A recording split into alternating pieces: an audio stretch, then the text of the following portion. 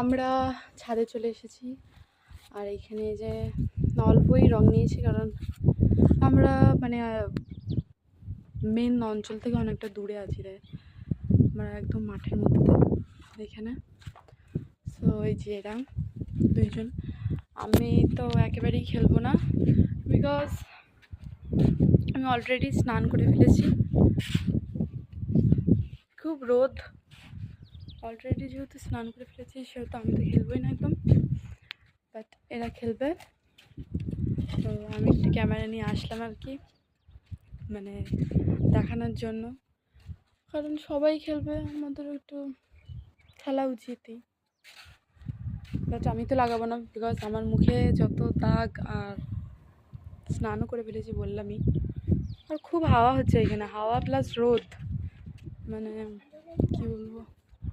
তো চলো দেখতে থাকো।